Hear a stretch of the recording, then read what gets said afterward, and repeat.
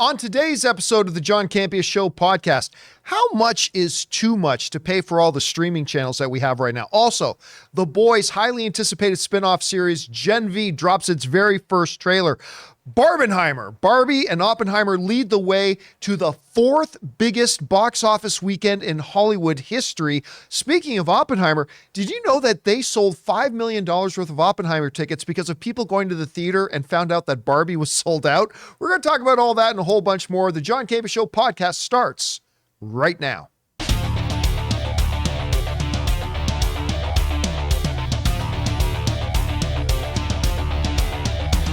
Well, greetings and salutations, everybody. Welcome to the best damn movie-related show on the planet Earth, the John Campea Show, coming from right here in our quaint little studio, brought to you in part by our friends at Mint Mobile.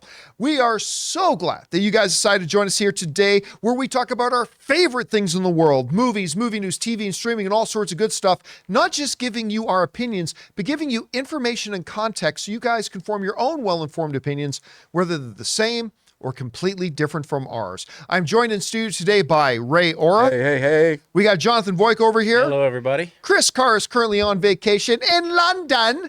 You sound like you're from London. Bonus points to anybody who gets that reference. So we're going to go without her here today, but I believe she returns tomorrow. So we're excited about Chris coming back. And most importantly, you guys are here. Thank you so much for being here and making this show part of your day. Here's how today's show is going to go. We're going to start off by talking about those topics we listed off. And then the last part of the show, we're going to take questions from our YouTube channel members. Every day, we ask our great group of supporters over on our YouTube channel if they have any topics or questions for us to discuss, and we address as many as we can every single day. Also, want to remind you guys, if you are watching this on our YouTube channel, the best way to experience the John Campea Show podcast is in podcast format. And we do have our podcast feed of the John Campea Show podcast on Apple Podcasts, Spotify, wherever you get your favorite podcasting app of choice. By the way, guys, even if you like to watch it on YouTube, go and subscribe to it on a podcast channel so it'll be there the next time you need it, whether you're driving, at work, going jogging, whatever, the podcast is there for you. All right, guys. With that down, let's get into our first topic here today. Now, look, a lot of us all thought, and I was one of them many years ago, that thought, when streaming becomes a thing, it's going to be way easier, way cheaper than this outrageously expensive package of cable that we have to get all this stuff we don't even want, and the future will be a lot cheaper. Well, turns out that it's not cheaper, but how expensive can it get? And how expensive will we consider to be too expensive? Now, that is the topic of today's Mint Mobile hotline question of the day. Listen, guys, if you got a question either for our podcast or for one of our short YouTube videos, you can call in your topic anytime, 24/7 at 951-268-4259. And once again, today's question is about just how expensive is too expensive for the streaming channels. Check it out. Hey, John and crew, this is Zach the bartender from Ohio, and I'm calling about the streaming wars. I'm wondering what the breaking point will be when it comes to the prices of these streaming services. I'm wondering if you think there will be more pirating going on, to be honest, or most people are just going to keep on swallowing these higher price packages. Love to know what you think. Thanks for taking my question, and don't have a good day. Have a great one.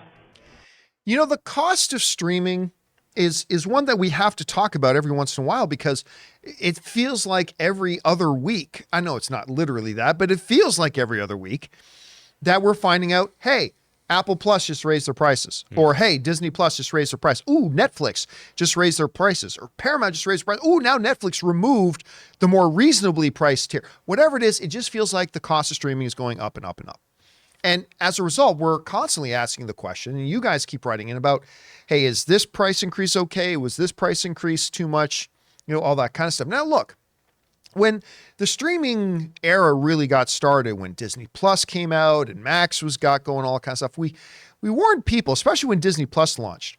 Because what did Disney Plus launch at? Was it like $6 or $7? It was ridiculously cheap. Yeah. It was like, how can I deny the entire... I can't afford not to get it. The entire Disney content library. Come on. And listen, a lot of us warned, hey guys, don't believe for a second this is where the prices stop. All right? They are going to this is like the guy selling meth on the corner, right? Oh, Phil. Ray. Phil. Yeah, I know Phil. Yeah. He's a good guy. The good guy, Phil. Yeah. But selling meth on the corner, where it's like, yeah, your first hit is really cheap, but then once they get you hooked, then they start raising the prices. But then it's too late. You're already hooked. Congratulations. Now, look, when we look at the prices of streaming, it ain't cheap. Like, check this out. This is a graphic that Jonathan sent over to me. Let me see if I can zoom in here a little bit more here. But look, like Netflix right now, not even for the big 4K version, almost $16. Amazon, I mean, you can just get the standalone Prime video for $9, but most people just get Prime. And by the way, there's a lot of benefits you get with Amazon Prime. I do love being a Prime member. Disney Plus now is almost $11. Apple TV Plus is $7. Hulu, the ad-free version, is almost $15. Max is now about $16 unless you get the ultimate. What is the ultimate plan? I can't remember what that is, but that's like almost $20. Peacock is now almost $12. Paramount Plus ad-free is $9, almost $10. Discovery Plus, which you don't even need now really with Max, but is $7. I mean, you're just on these ones alone, you're looking at a price tag well over $100 already. Just on these. And there are a few others you could have. And that's without taking the highest price ones into consideration. So the question now being posed is, how long are these prices being raised sustainable? And that's a fair question to ask. Because look, I have taken the slightly unpopular opinion that, look, honestly, when you look at what you get for any one of these streaming services, it's actually a pretty good value for the dollar. Disney Plus at like $11, and it's going to go up. But for now, at $11, that's actually a good value. When you look at the amount of stuff that's just in their catalog, all the Pixar films, all the history of Disney films, all the Marvel films. Like, we're not even talking about the original content you get. Some of it's good, some of it's not so good. But, I mean, you are getting a lot for $11 a month. Yeah. I would argue the Nat Geo stuff is yeah, a lot of charge people separately for that. Listen, a lot of people criticize me sometimes, and I get it. They're right that I never even bring up the Nat Geo stuff. And for a bunch of people, that's the only reason they have Disney Plus. Like, you actually get a lot. When you look at Netflix at $16 a month, my God, you look at the catalog they have. I mean, that is by far the most expansive catalog out of any of the streaming services that you get, with the addition of a lot of new stuff that's introduced every month. There's some good and some not so good. But at the end of the day, $16 a month for that tens and hundreds and millions of hours of programming and entertainment you have access to, that's actually not a bad thing. Amazon Prime, again, you get all the other benefits, not bad. Apple TV Plus. Oh my God, look at the quality of the stuff on Apple TV Plus. It's remarkable how strong they've come out. $7. Here's the problem. I think all of us would agree that all of those prices are reasonable. You go to a club one night and you order one drink. One drink. This is one of the reasons I'm not a drinker. But you order one drink, and you're, in some cases, paying more for that one drink for one night out at the club than you are for Netflix for the month, right? You buy one video game this month. You just paid for all of your streaming services. I mean, again, so my contention that when you look at the prices of each one of these individual streaming services, it's a reasonable value for your dollar. The problem comes into play when you're an idiot like me that wants to have all the streaming services. Yep, you do. Yeah. Ray, of course, is on the special John tier. Yep, so the streaming many to services. choose from. So, like, that's the thing, that it starts to add up. Because I'm one of those criers and whiners before about cable's too expensive. Bring on streaming, so I'll pay like a quarter of what well, now I'm paying more for streaming than I ever did for cable. Streaming is still better, but we're paying a lot. And the question becomes that our caller is calling in is, at what point does it get too much? It depends, because here's the thing. I think the fallacy that a lot of us have when looking at the price of streaming is we don't look at each individual service. We look at all the streaming services combined, right? Because I don't hear a lot of people saying, hey, it's $7, Apple TV Plus is too expensive. But what we are saying is my streaming bill, like we're talking about all of our streaming services, is too much. And is that a problem of the companies or is that our problem? Because listen, I drive a car, but I drive one car. I looked at all the different cars that are out there, and there's a lot of cars that are very good and very nice. And there are things about all the different cars that I like. There are some cars that have features that other cars don't and all that kind of stuff. But at the end of the day, I can't afford to own all the cars. Sure, there's a lot of great cars out there. There's a good image Jonathan just put up. There's a lot of great cars out there, but I cannot afford to have all the cars. I get to pick one. But there's so many days of the week. But what are you thinking, John? You can't drive the same car on Tuesday that you drive on Monday. Yuck. But I got to make a decision to pick one, and I get to have one. Now, if I decide to follow the financial advice of the Jonathan Voico School of Economics and buy one car for every day of the week, let's just not even the weekends, just Monday through Friday. I can go and buy 5 cars, but I then don't get to complain. Cars are too expensive. Well, maybe you should just have one car then. My point here is this, is that amidst all my crying and all my belly aching and all my bitching about how much I'm paying for all my streaming at once, any one of these companies can look at me and say, well, look, don't blame us that you decided to get 7 other streaming services. You know, Amazon could say to me very reasonably, look, we think our product is priced very reasonably for the value you get. Disney could look at me and say, look, our thing is priced reasonably for what you get. Netflix could say the same thing. Paramount could say the same thing. It's not Paramount's problem that I want to have all the other streaming services. And the reality is we are rapidly approaching, if not already there, coming to a point where we as individual consumers are going to have to start asking ourselves, which streaming services do we want and which streaming services can we do without? The problem, of course, is FOMO, right? The fear of missing out. Because it seems like every single one of these networks has something that's really good on them. Every one of these services has something that everybody says is a must watch, whether it's Silo or Stranger Things, or whether it's Andor, or whether it's, whatever. They each have one, so we end up putting our money out. And then, you know what happens? Here's where it really gets us. It becomes like a gym membership. Because a lot of people may get Max. Excuse me, what's that? What's a gym membership? A lot of people may get Max, because I don't know, because they wanted to watch House of the Dragon, right? Yeah.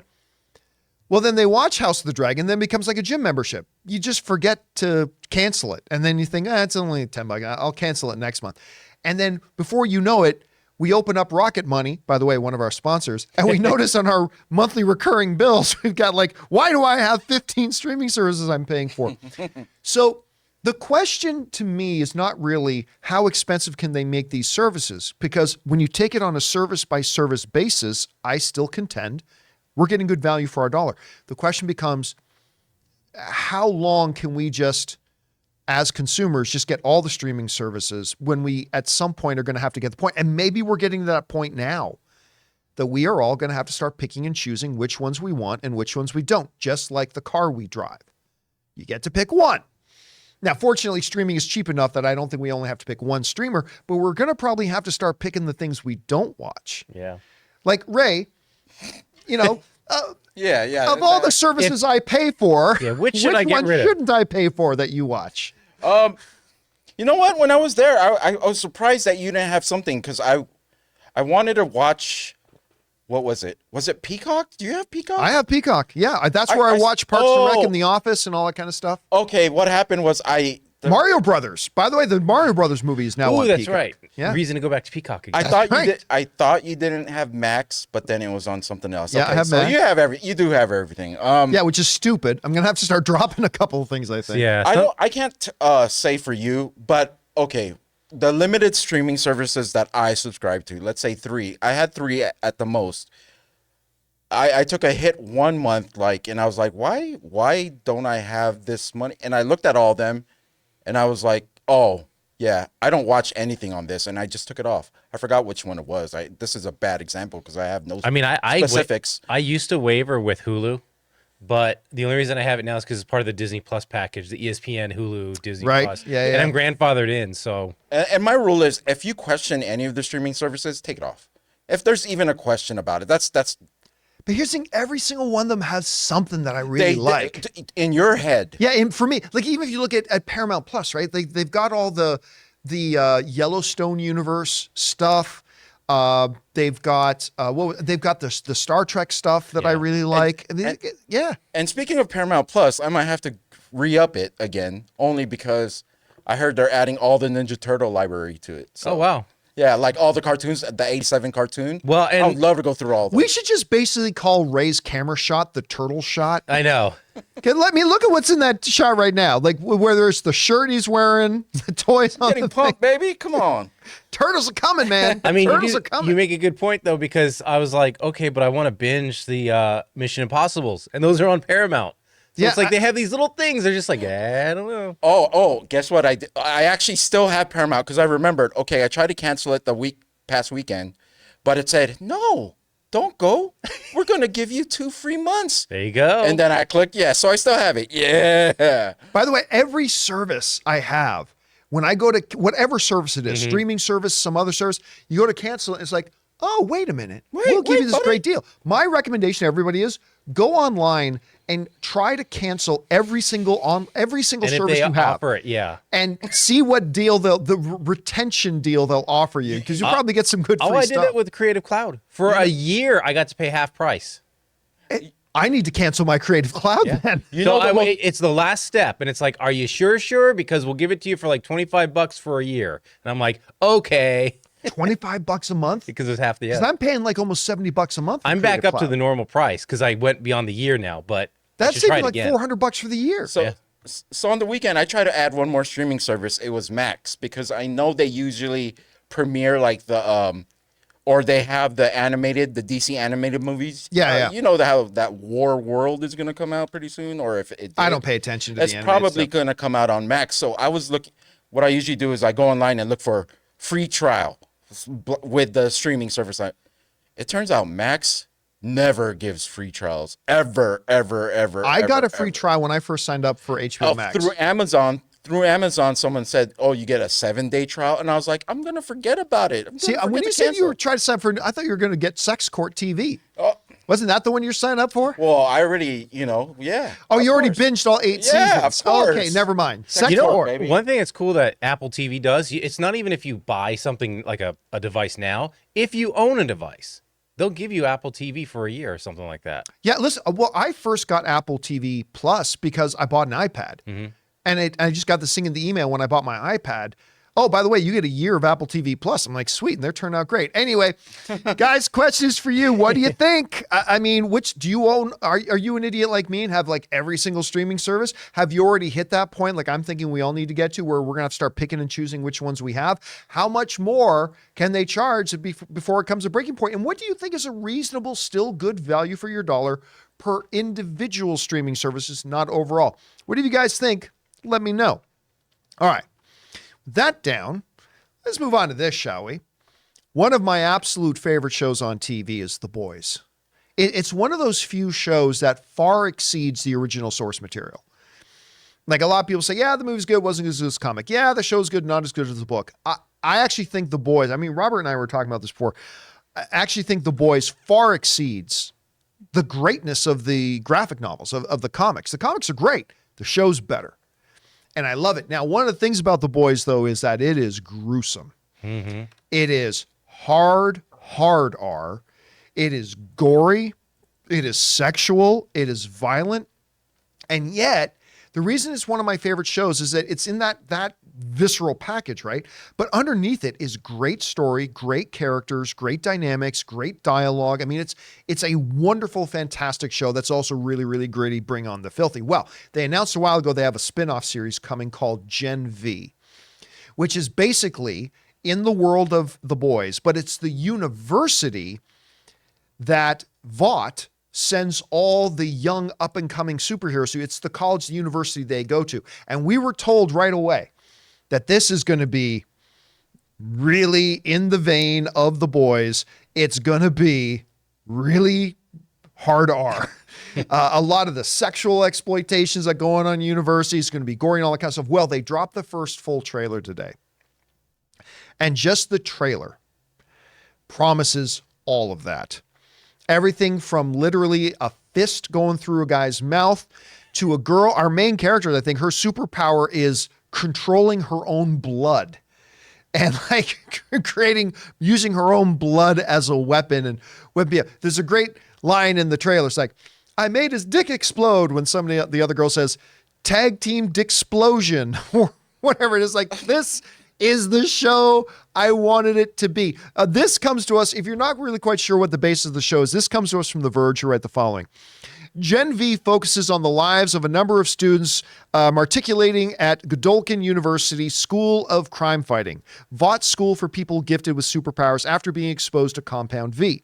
Like many of the kids at Godolphin, Marie Monroe dreams of one day becoming a world-renowned superhero because she wants to join the Seven, and shows up having little idea of just how corrupt all Vought-sponsored enterprises are once you really start to dig into them.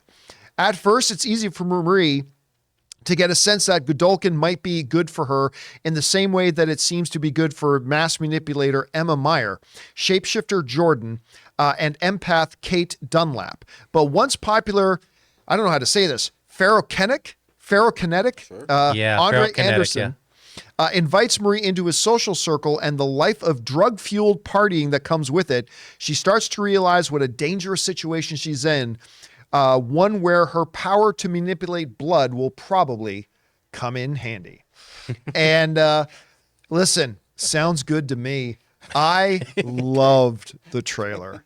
I thought the trailer was great. It was very much in the vein of The Boys, which makes sense. It's in the world of The Boys. We already saw that the PR girl from Vought, who's in The Boys, she makes an appearance in it. It's going to be interesting to see if like Homelander or any of the other major members of the Seven and in the world of The Boys, I don't know if Billy Butcher shows up snooping around the school. I mean, it's not a boys series, it's Gen V. Still, it'd be good to see like the odd cameo here and there just to really reemphasize the ties between the two different worlds. I saw it. I loved it. Now, actually, this is what's interesting. Jonathan and I were talking a bit before we start recording the show, because Gen V is going to have the same challenge for some people that The Boys does. Because the guys watched the trailer and Jonathan mentioned, I haven't even watched The Boys yet. And I'm like, why haven't you watched The Boys? And your answer was, well, because I mean, I've got young ones at the house, so it's like I have mixed company, so I can't just pop it on the big screen. So and The Boys is not something you can just pop on with kids around. Yeah, and then it's like, well, okay, I can watch it on my iPad with headphones, but when you're in a family of 5, it's kind of hard, and you're the head of it. It's like it's kind of hard to just be like, oh, I'm going to tune out right now, and then it's late, so that's my only chance. And there's so many other options to watch that it's like, well, I'll just watch something on TV that have to do all of this. You're literally going to have to find a chair in the corner, with your back to the corner and an iPad facing the wall. That you can finally watch. I don't know. That's kind of Ray. You saw the trailer. What do you think of it? Yeah, I think it's really gross. Actually, a lot of the things gross. There, I'm not really used to. I mean, okay, I forgot what day it was, but I tried to watch The Boys maybe not too long ago, and I got through 2 episodes. It's very unique.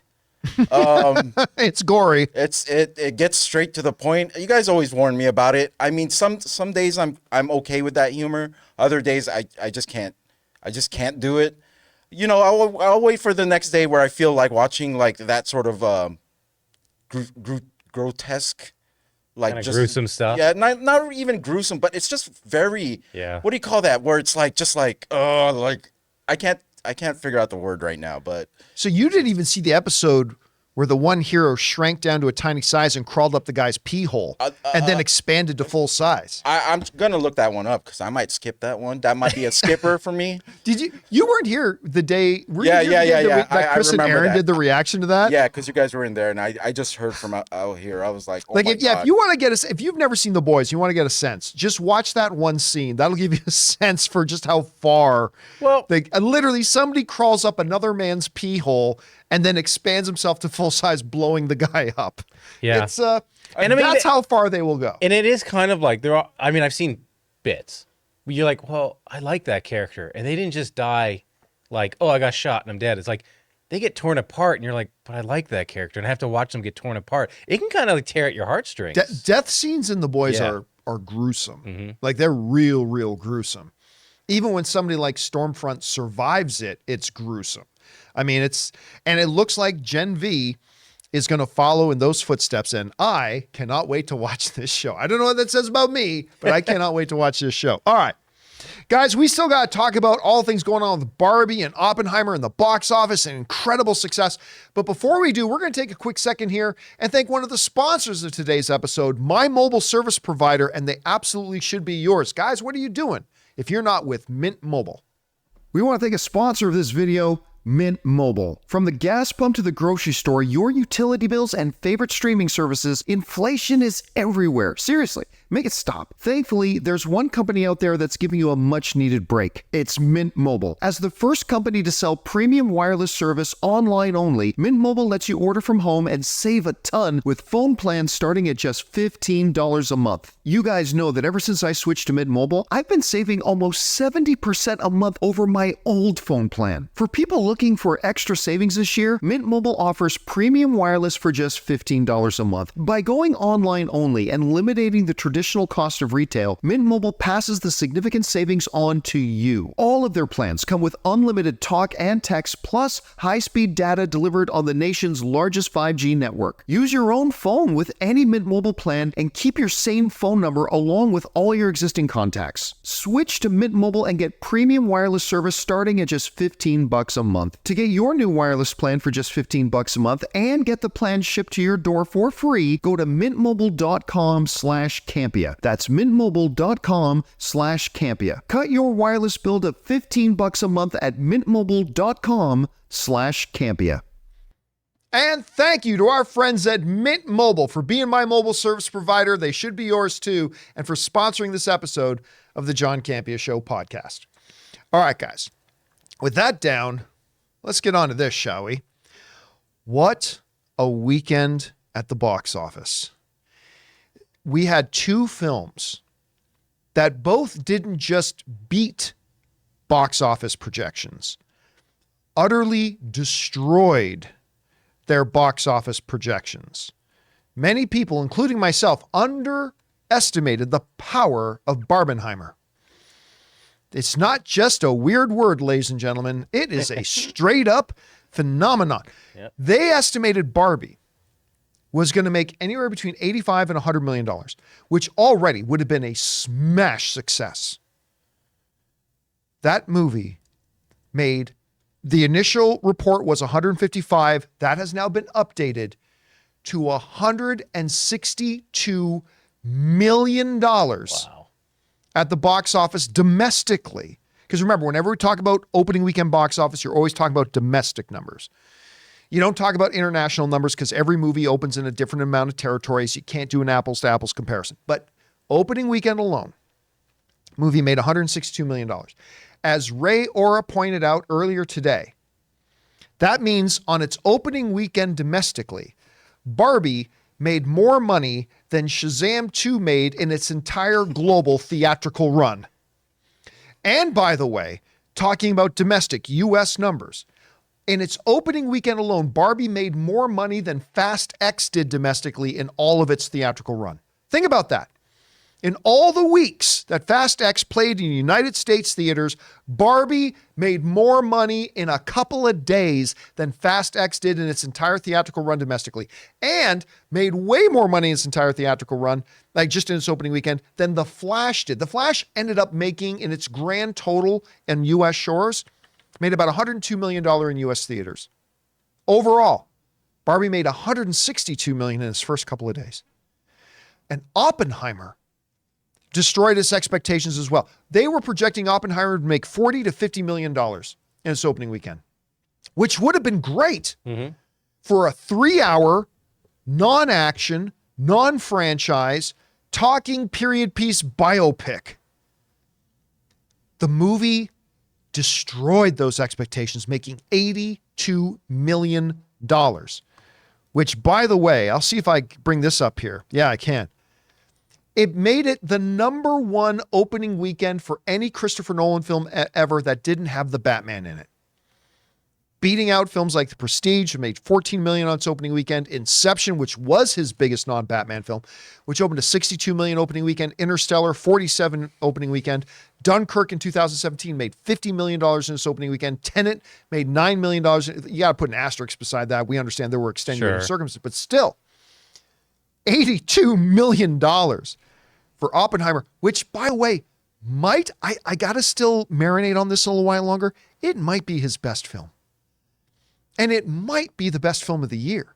I still have Spider-Man Across the Spider-Verse in that number one spot for me personally, but Oppenheimer, if I think about it more, might take that number one spot for me. Anyway, a remarkable success. Now, here's the headline, though. Barbenheimer led the way to it not just being a great opening weekend for Barbie and a great opening weekend for Oppenheimer. It led the way to the fourth biggest weekend box office in the history of Hollywood. This comes to us from Variety. Writes this is an unequivocal great weekend for moviegoing, says David A. Gross, who runs the movie consulting firm Franchise Entertainment Research. Barbie and Oppenheimer are complementing each other at the box office, not taking box office from each other. The cultural craze known as Barbenheimer worked to fuel the biggest collective box office weekend of the pandemic era, as well as the fourth biggest overall weekend in history. It's worth noting that the top three weekends of all time were led by the debuts of sequels in massive franchises: Avengers Endgame, Avengers Infinity War, and Star Wars The Force Awakens. So you take those opening weekends, Infinity War, Force Awakens, by the way, Force Awakens, the number one domestic box office film in history, and Endgame. You take those out of the equation, this is the biggest opening weekend. This is the biggest weekend at the box office in history. This is something that not just Warner Brothers needed badly, not just something that Universal wanted badly. This was something the box office needed badly, period. Right? Especially when you look at things like Barbie and Oppenheimer are two original films. Like, I don't care that Barbie is based on a doll. It's not based on an original Barbie book. These are two original films. So this is the biggest box office weekend in history, led by non-franchise films, although I'm sure Barbie will become a franchise. But the fourth biggest in history, only being beaten by weekends that had Endgame, Infinity War, and Star Wars The Force Awakens. That is crazy when you consider the post-pandemic era. Did you notice during our showing of Oppenheimer, some people that were coming in late, they were all in pink. People were really doing the doubleheader thing. Well, we're going to talk about that specifically on the next topic a little bit. But it seems like these two movies not only got everyone who wanted to see them, but the people who usually don't go to the theaters, they got all them out the house too. That's what I'm thinking. That's the key here, right? It's like these movies are movies, particularly Barbie. Barbie, for sure. That will appeal to a demographic that may not be regular moviegoers. They, for whatever reason, they want to get there. But there's something they said in this article that I thought was really interesting. They said, Barbie and Oppenheimer are complementing each other at the box office rather than taking box office from each other. You know, it all started a few weeks ago when Tom Cruise got put on his social media, him and Mission Impossible director Christopher McQuarrie standing at a movie theater holding their tickets. They went to go see doubleheaders of Barbie and Oppenheimer 2 and talked about how great Barbie and Oppenheimer were. We heard Greta Gerwig talking about how great Oppenheimer was. We heard Christopher Nolan mentioning how good he thought Barbie was. Like, these were films that the whole paradigm, this understanding we have that, hey, if there's two movies in the theater at the same time, they're just going to cannibalize each other, right? Instead, the presence of Oppenheimer, I believe, actually heightened interest in Barbie and vice versa, right? And too much of Hollywood right now is at war with each other. It's good to see this love for, the artists showing love towards each other. We got to appreciate what we just witnessed this past weekend. I don't think I'll ever, in my lifetime, go through a bigger weekend than this one, to be honest. I mean, who knows what happens when the next Avengers movie comes out, whatever, but we saw two movies that are completely different from each other, going after completely demographics, and yet they manage to make the kind of money that they made. And the real interesting thing about it was that it really does appear that them being in theaters at the same time actually helped each other. Yeah. And that's remarkable. Didn't help Mission Impossible, which took like a 65% drop. But Oppenheimer and Barbie, this Barbenheimer thing is going to be something that they talk about, I think, for the next decade or so. People are going to look back at this weekend and try to glean a lot of lessons, I think, from it. And you know what the best part is? My poor turtles. Oh, my poor turtles. No, Turtles are the next one up. Time on that. But here's the really neat thing about it. And this is good.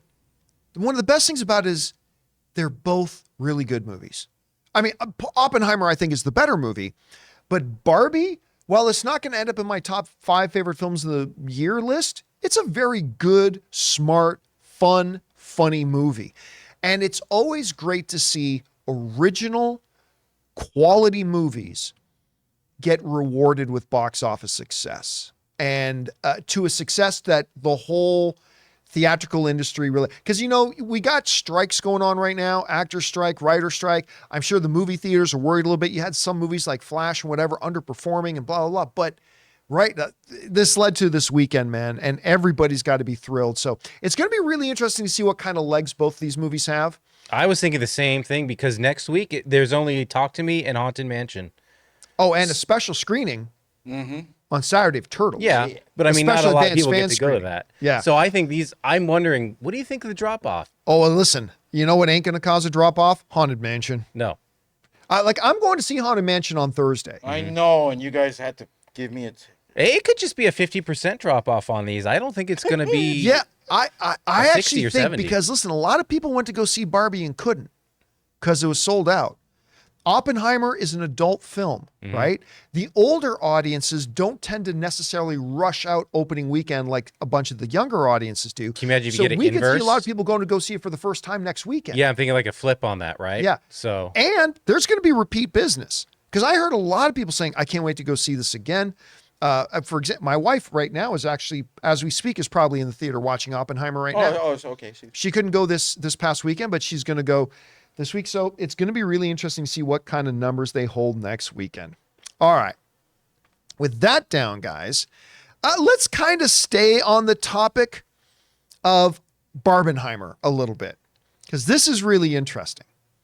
Now, as we were talking about Oppenheimer, Ray mentioned that we saw some people coming into our theater watch it dressed in pink. Because you remember, a lot of people, AMC reports over 100,000 of their A-list members double booked for the same day to see Oppenheimer and Barbie. A lot of people were doing double headers, and that's only A-list members. So we had a lot of people coming in, probably saw A Barbie little earlier, late right? too, you Barbie people. But here's the thing. According to a new report out, some of those people coming in pink didn't see Barbie earlier.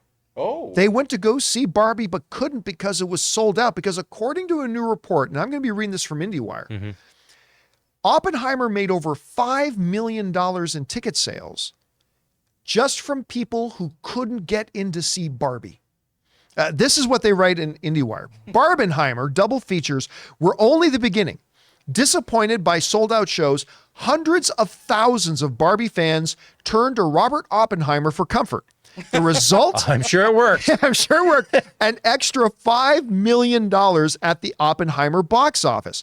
According to film data research company The Quorum, 6% of the people who saw Oppenheimer in the U.S. this past weekend did so because tickets to Barbie were sold out.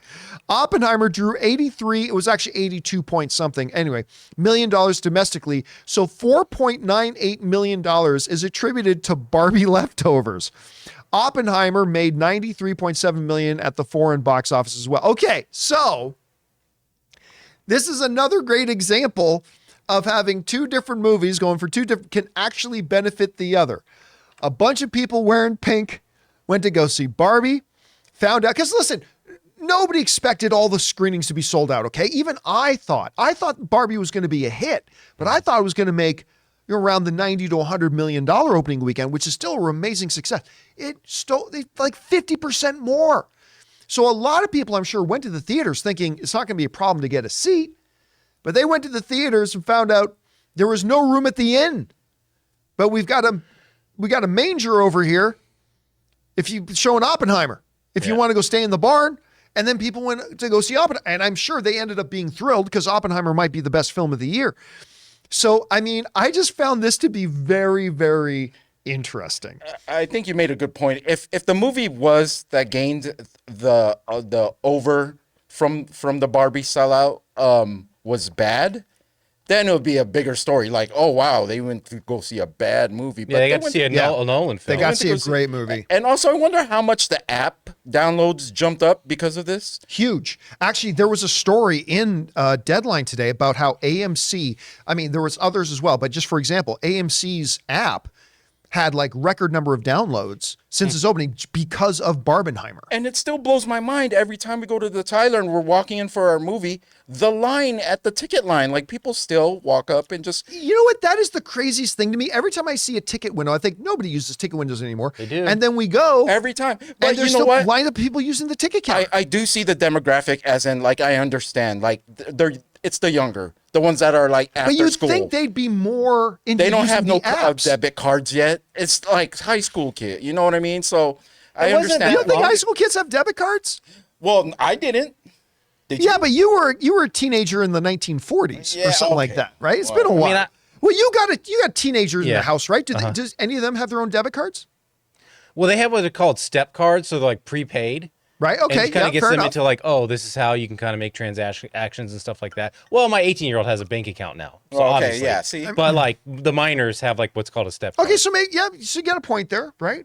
Yeah, so, So- it's the younger kids that are still in the ticket lines trying to catch It wasn't the that movie. long ago. I was using the little electronic kiosks. They're all broken you now. know, yeah, I mean, they're all broken. I'll use the electronic kiosk before I'll go to the ticket window. Yeah. Yeah. I mean, back when I was using Movie Pass, you had to use the kiosk. But I mean, yeah. So a lot of the apps are getting downloaded there. Like, and here's the other thing. See, this isn't like those other bigger opening weekends, like Endgame's opening weekend or Infinity War. You know why? Because the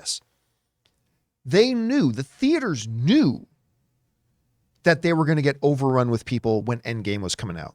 The theaters knew they were going to get overrun when The Force Awakens came out, right? So you had a lot more of their screens playing those movies to accommodate.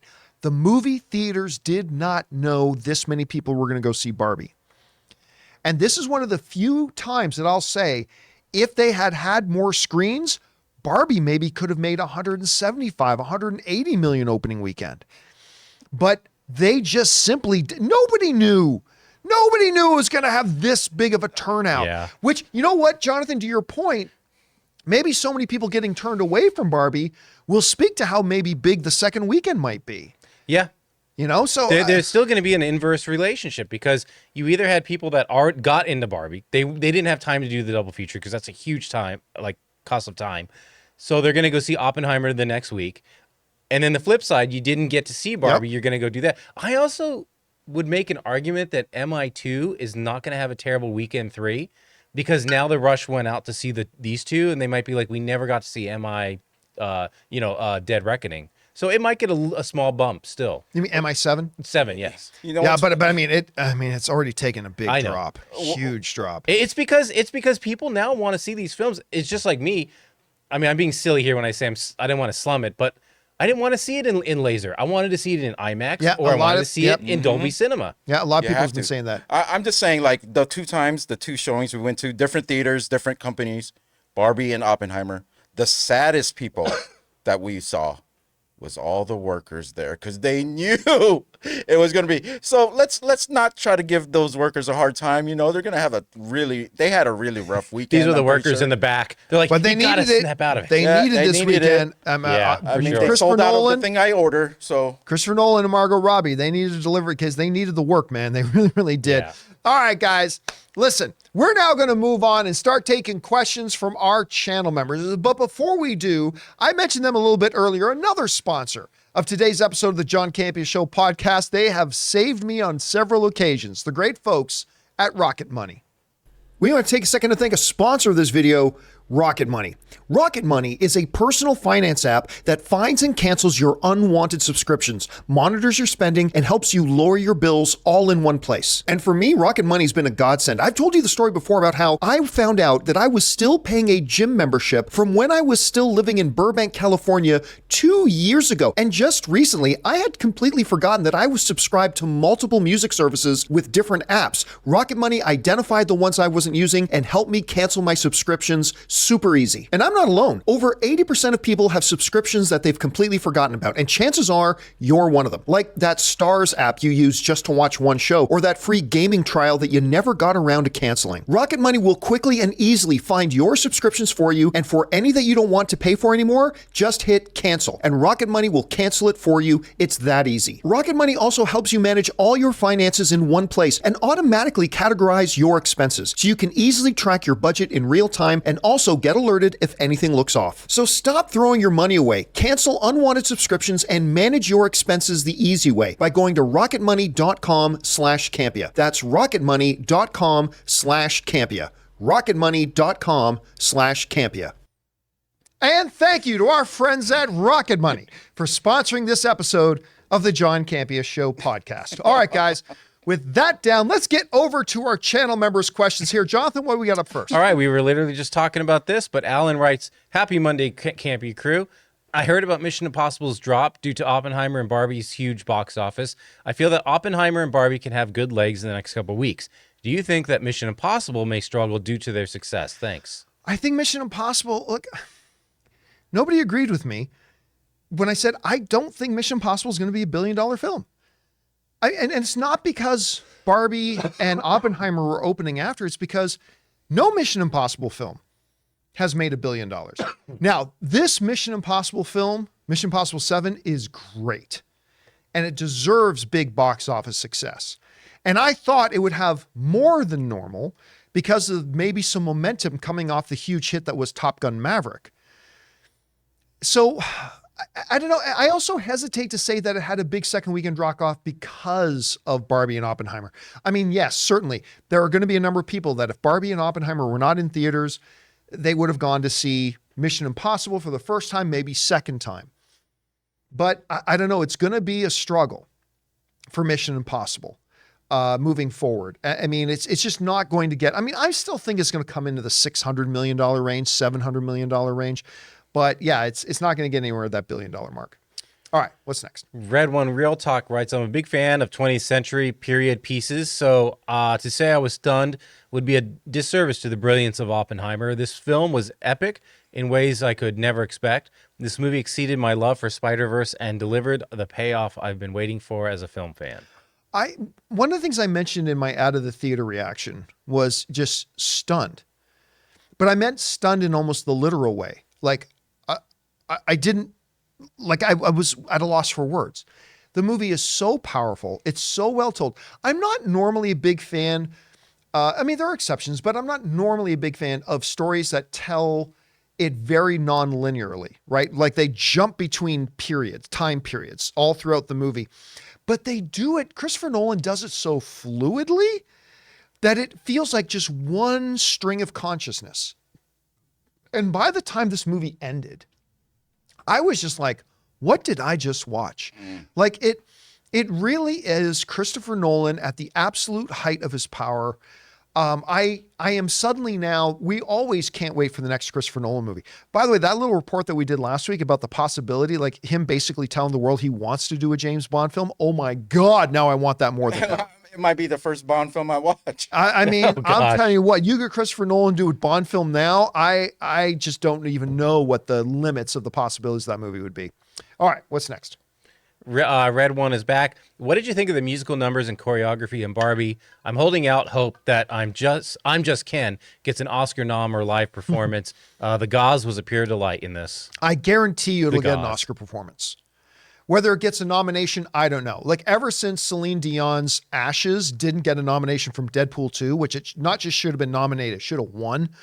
I have no idea what they think when it comes to the musical categories. No idea. But it will get it.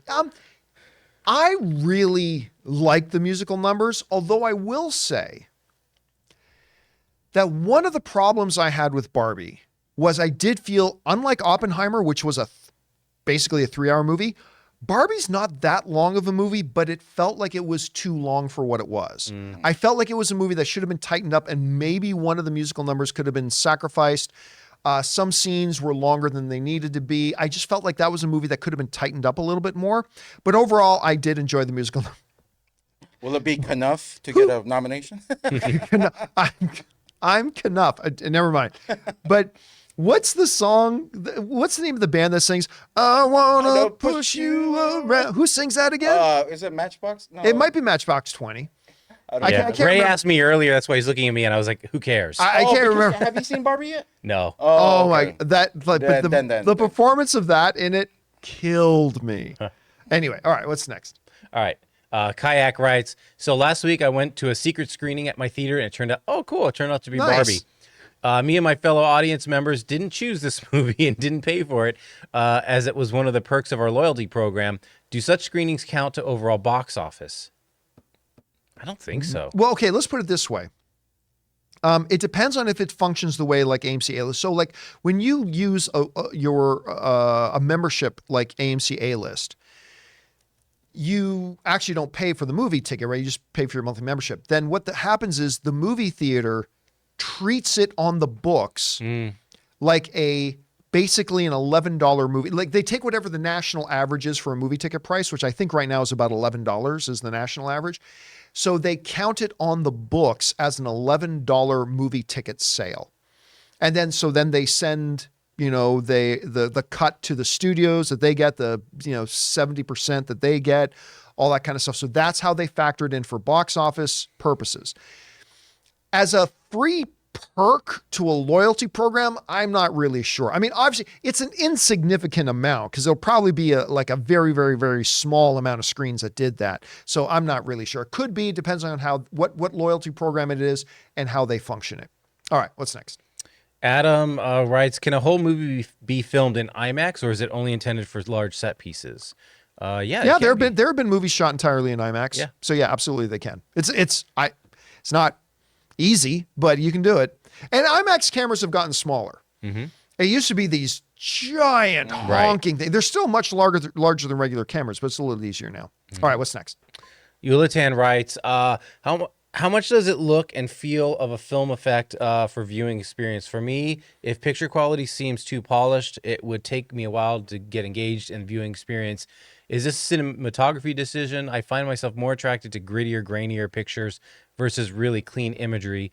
It just feels more cinematic. That probably speaks more, I would say, to like the frame rate. So maybe he's speaking about like high frame rate where it kind of feels like it's a BBC television program, because like The Hobbit did that with that first one. I hated the high frame rate. But of course, he could be talking about, and I hate the high frame rate as well. It feels too, they call it the soap opera effect, right? Effect. It depends on the movie, because I think he's also maybe could be talking not so much about frame rate, but say take Man of Steel, which there was a lot of criticism, I think unfair criticism leveled at Zack Snyder for the color palette choices of the movie and all that kind of stuff, right? For me, it really doesn't matter. Like, honestly, let's take this for example. The little TV screen that's on the back of the airplane seat that you're sitting behind and you watch, right? That is not a high quality screen. It is a tiny little screen. But once I start watching a movie or once I start watching a show and I get engaged with it, things like frame rate, things like color palette, things like how clean or how gritty it feels, it honestly kind of fades into the background for me. And at the end of the day, I don't really notice it all that much. It also depends on the movie. Some movies would be like a modern rom-com, a good, sharp, clean, bright, colorful image probably goes a lot further than in something like Oppenheimer, right? Which is supposed to be set in a different time period. It's going to have a different dynamic to it. So it really depends on the movie. But at the end of the day, once I get involved in a movie, all that kind of stuff kind of fades in the background for me. All right, what's next? All right. Nolan was asked in an interview what's a movie he always watches if he finds it while channel surfing. One of his answers was Talladega Nights. Which is weird because one of the things I've been wanting from Christopher Nolan is I've really been wanting look, I love it when filmmakers get out of their regular sandbox. That's one of the reasons that I say Steven Spielberg is the greatest filmmaker of all time, not just because he's made all the best movies, but because he is a filmmaker who's shown he can do any genre, any kind of movie you throw at him, he can do it. Sci-fi, animated, comedy, biopic, period piece, musical, dramatic, like whatever. He can do it all. I would love to see Christopher Nolan get out of his regular sandbox and do something really out there like a straight up comedy. Something even like an Unto a Talladega Nights. So it's kind of funny that he would say that. I want to go fast. I don't know why. This is so weird. Anne pulled out a Talladega Nights quote last night out of the blue for no reason. She said, if you're not first, you're last. That was in Talladega Nights, right? If you're not first, you're last. So Adam McKay, baby. I find it very, although unfortunately Adam McKay and Will Ferrell won't work together anymore. He directed it, so. Yeah, but I would love to see Christopher Nolan do a comedy like that. All right, what's next? Okay, we've got Big Cookie who writes, I did the Barbenheimer this weekend. I like that I did the Barbenheimer. The Barbenheimer. It's almost like a noun. Yeah. Both movies were great. Really hoping Gosling performs I Am Ken live at the Oscars along with Jack Black's Peaches. They would bring the house down. It'd make a nice 1-2 thing. I mean, listen. Like a medley. The Jack Black Peaches song to me is still the song of the year when it comes to movies. But the Ken song, yeah, I very much want to see. I want to see him and Simu Liu on the stage together. They have to do it. I think it would be great. And look, it's going to end up being one of the biggest films of the year. Yeah. I don't think it'll catch Mario Brothers, but it's going to be one of the biggest films of the year. And they got to do it. They got to do it. All right, what's next? Okay, we've got Matt says hello. No questions. Hope you're all having a great day. Matt from London. Hey, keep your eyes open for Chris Carr. She's say floating hi, around Chris. out there somewhere. All right, what's next? We Fly the W writes, did you see Variety article where NBC Universal is going to be fined $250 for tree trimming where the strikers were? Yeah, I saw that it was like due to no permit for tree trimming. They didn't get their permit before they did it. $250. Yeah, it's a non-story. It's a Yeah, non-issue. it still doesn't mean they did it on purpose. No, certainly not. No chance in hell. All right, what's next? CJ Rebirth writes, I've now started to binge watch the sitcom Superstore. That building's gone now. It's all sound stages. Superstore on Peacock with America Ferrera, and it's hilarious and fun. It's like The Office mixed with Employee of the Month movie. Yeah, that's what it is. You know what? I've always heard good things about it. It just never looked appealing to me. But now that I've just seen, America Ferrera in Barbie, I don't know. I might have to check it out at some point. Again, it's never looked appealing to me, but I've never talked to somebody who watched it that said, it's okay. Like most people really enjoy it. Did you ever watch it? Yeah, I think I watched the whole season. I really like it. It's only because sometimes the show's setting interests me. That setting is like more like, oh, it's at Walmart, workers of Walmart. And so, and then the office, obviously I worked in an office before that had cubicles like that and stuff. So that interests me too. But yeah, I thought it was really funny. I need to continue it or finish it off. All right. What's next? Okay, we've got Dr. Stinky who writes, hi, John. I saw Oppenheimer and Barbie, and wow, what a cinematic triumph. Both of these films are perfect. Oppenheimer is one of Nolan's best. Not quite as good as Interstellar, but that's in my top 2 films of all time, first only to Citizen Kane. Anyway, how did you guys like these films? Bring on the, I don't know, something filthy. I mean, listen, Oppenheimer is one of the best films of the year. I'm not going to lie to you. Interstellar is not one of my favorite Christopher Nolan films, but I still liked it. I enjoy it. But I think Oppenheimer might be his best film. Barbie, let's put it this way. I enjoyed Barbie a hell of a lot more than I expected I would, especially if you had asked John from 6 months ago, who had no expectations of this movie. Both are really, really well done films, both fiercely original films.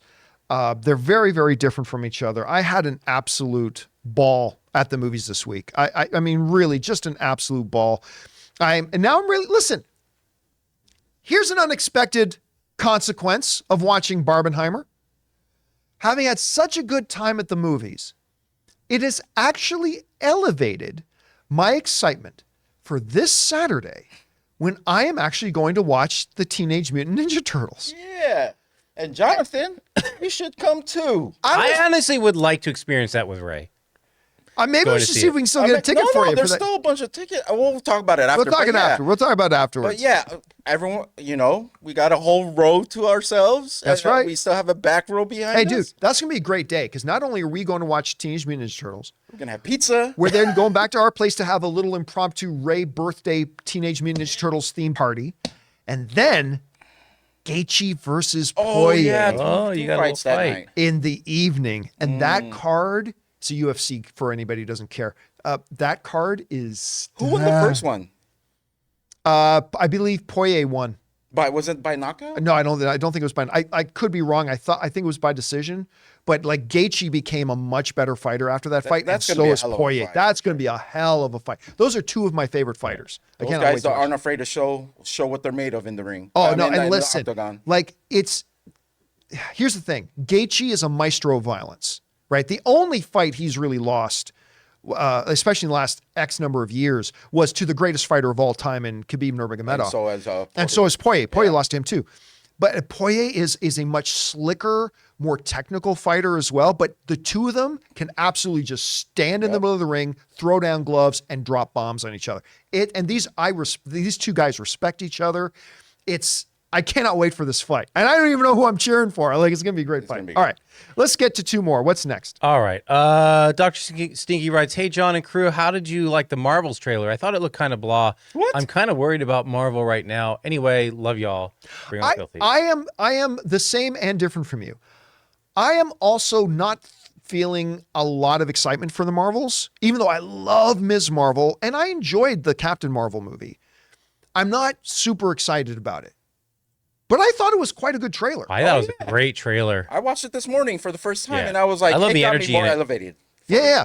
I think a lot of people got more excited for it as a result of this trailer. I thought it was, again, I'm not super excited for the movie, Yeah. but I thought it was a very good, high quality. It certainly made me more interested in the movie than I was. To me, go ahead. Go ahead. No. To me, I was just going to say it definitely looks like they're bringing the fun back to Marvel from Yeah. the trailer. So, And I guess my only problem with it is it's too far away right now for me to start getting excited for What it. is it, November? November. Yeah. There's a lot of things in the way for. I wish it was coming out sooner. I mean, we got Haunted Mansion coming up, so everyone's just thinking about that. You know- And Teenage Can I Mutant Ninja Turtles. Can I say something? The only reason why I wish you guys didn't get me a ticket for Haunted Mansion is not only because I wasn't looking forward to it, but I've been on the streak of liking every movie.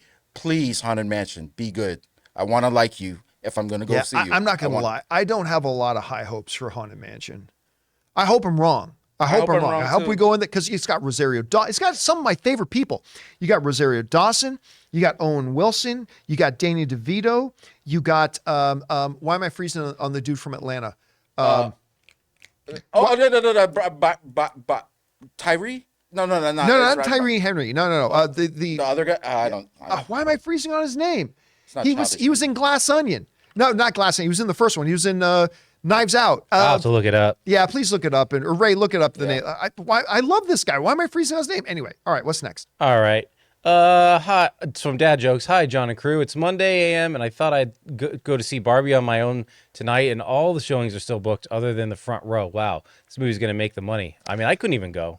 I honestly, like, Anne was thinking about going to go see Barbie this afternoon, but she couldn't. Lakeith Keith Stanfield, Yeah. thank you. He's great. Anne was going to go see Barbie instead of Oppenheimer today. Sold out. So she's going to go see Oppenheimer. Yeah. Which is just as well because I think she wants to go see it with your sister. Barbie? Yeah, I think she wants to go with your sister. So so that works out just as well. But listen, now that we're getting these reports that Oppenheimer made like $5 million in sales because of people who couldn't see Barbie, I'm not surprised that we're getting a lot of overlap into the week. I know now. this week leading up to the weekend is still going to be good for both. Yeah. Because I cannot find an IMAX or a Prime or a Dolby Cinema. Not even that in Burbank. I'm saying also I looked at the Grove. I looked at the Americana. I looked at Universal. It's just the crap seats are left. That's it. Yeah. So All right, guys. Craft seats. yeah, like And right in the that'll front do side. it for today's installment of the John Campea Show podcast. Thank you so much for being here and making this show part of your day. Big special thank you to our channel members for sending in those questions. Number one, because you gave us great fun things to talk about. But number two, by being a channel member, you support what we do here. And all of us involved, thank you guys so much for your support. Don't forget, guys, to come on back and join us again tomorrow. Also, if you happen to be watching this on the YouTube channel, the best way to consume the John Campea Show podcast is in podcast form. Make sure you guys go and subscribe to our podcast. You can find us on Apple Podcasts, Spotify, or whatever your favorite podcasting app of choice is. And if you do prefer watching it on YouTube, make sure you've got it subscribed to on your podcast feed so you can have it there when you're at work, commuting, at the gym, whatever. The podcast will be there when you need it. So, for Ray Ora, Cowabunga, baby. Jonathan Voico, What he said. my name's John Campea, and until next time, my friends, bye-bye.